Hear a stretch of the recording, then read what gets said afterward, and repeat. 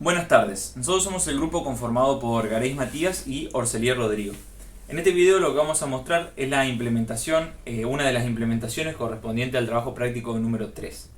En esta implementación se nos pedía que trabajemos de forma conjunta con capacitores e inductores. Entonces la propuesta que hicimos fue hacer un detector de metales donde el principio de funcionamiento se basa en la utilización de un oscilador de Colpitts, el cual para funcionar o para generar la frecuencia de oscilación utiliza un circuito tanque compuesto por capacitores e inductancia. Los capacitores son fijos, son de 220 nanofaradios, mientras que la inductancia es una que nosotros fabricamos y es la que nos va a ayudar a hacer la detección de los metales. Todo esto yo voy a ir poniendo fotos y ahí se va a ir viendo. Entonces, ¿en qué se basa este circuito? Cuando el circuito está funcionando así como se ve, la inductancia tiene un valor determinado y oscila este Colpitts a una frecuencia determinada. Pues según las pruebas, anda oscilando cerca de los 67-68 kHz. Cuando nosotros le acercamos un objeto metálico a la bobina, lo que estamos haciendo es afectar el campo magnético que se crea alrededor de ella. Que al afectar el campo magnético, afectamos directamente al valor de la inductancia. Entonces, dependiendo del tipo de metal que le acerquemos, vamos a proporcionar un aumento del campo magnético. En ese caso estaremos frente a un material ferroso, lo que va a hacer que aumente la inductancia de la bobina y por lo tanto disminuya la frecuencia de oscilación. Caso contrario, si nosotros agregamos un metal que no es ferroso, no es ferromagnético, como por ejemplo el aluminio, lo que vamos a estar haciendo es distorsionar ese campo magnético, empeorarlo, disminuirlo, por lo que también estamos disminuyendo la inductancia, que provoca provoca directamente un aumento en la frecuencia. En función de eso es que nosotros vamos a ir detectando con el microcontrolador esas variaciones en la frecuencia y determinar si existe la presencia, en primer lugar, de un metal y luego si ese metal es ferroso o no ferroso, dependiendo si aumenta o disminuye la frecuencia. Como complemento al circuito Colpitts, lo que se agregó fue un pequeño operacional que su función es trabajar de comparador. Este operacional lo que va a hacer es que a la salida del Colpitts a la salida del Colpitts tenemos una señal senoidal que tiene parte positiva y parte negativa. El operacional lo que va a hacer es generar una señal cuadrada que idealmente para nuestros usos prácticos debería ir de 0 volt a 5 volt.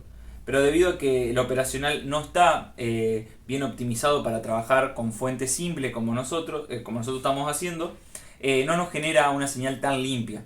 Entonces lo que hacemos es pasar por una compuerta del tipo Schmitt-Trigger. Esta compuerta lo que hace es discernir los valores lógicos y nos pone un 0 o un 1 en la salida.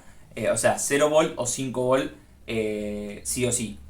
Entonces de esa forma podemos entrar al micro y el micro lo que hace es constantemente medir la frecuencia y fijarse si supera un umbral, entonces es que hay un metal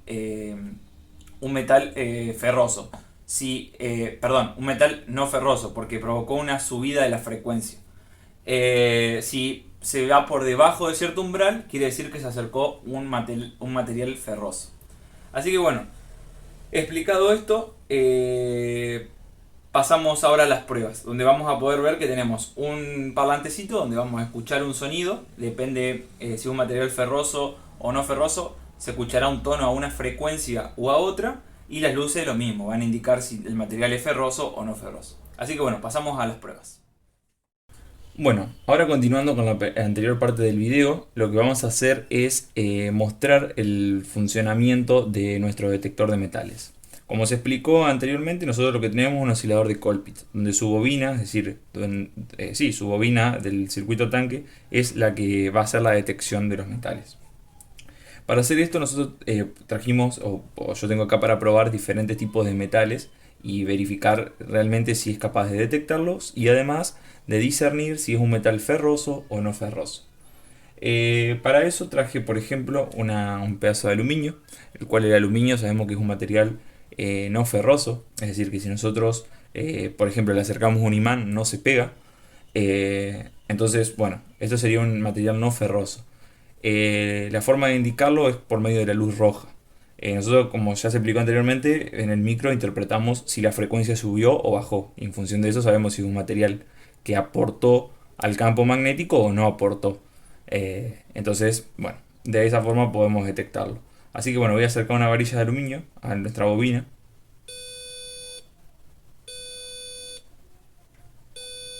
Y podemos ver cómo efectivamente se enciende la luz roja indicando que es un material no ferroso, que se detectó un metal y además que es un metal no ferroso.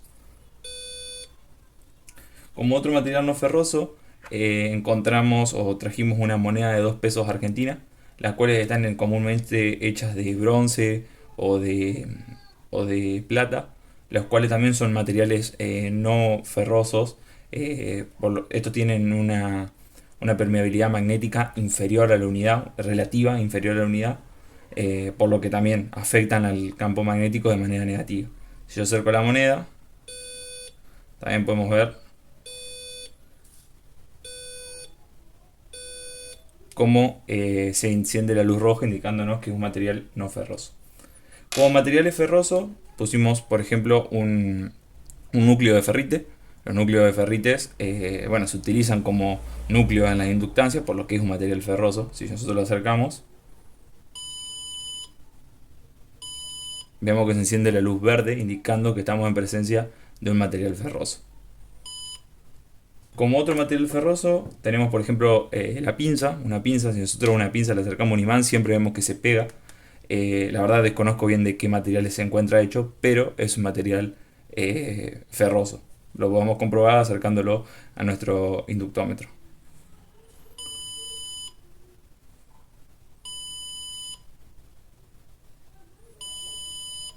Bien. Como otros elementos que encontramos, por ejemplo, este cúter también se ve que es ferroso, es un material ferroso.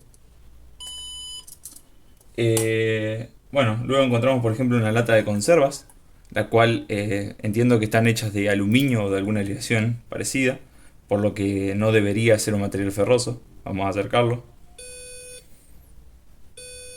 Y bueno, se puede ver que claramente detecta que es un material no ferroso. Bien, otra prueba que también es interesante hacer es, por ejemplo, acercarlo a un material que no sea, no sea un metal, a ver si realmente no lo detecta. Eh, Esto, por ejemplo, es un cañito de PVC. Vamos a probar a acercarlo y podemos ver que lo acercamos, lo apoyamos encima y no pasa nada. Bueno, claramente porque no es un metal, entonces no lo detecta. Pero si por ejemplo introducimos la moneda adentro del caño y acercamos ahora el caño con la moneda adentro, podemos ver que la logra detectar. Eso también es lo bueno, que esto no necesita un contacto directo, sino que afecta el campo que se crea a su alrededor. Podemos, por ejemplo, introducirle el ferrite adentro.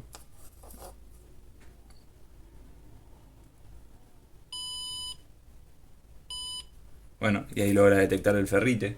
Y bueno, y así podemos ir probando con distintos metales que vamos a encontrar y el detector es capaz de, bueno, de discernir, como dijimos, si es ferroso o no, además de lograr detectarlos. Motorcito de continua.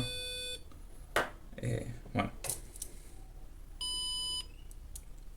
bueno, eso sería todo por el video de esta implementación. Muchas gracias por ver.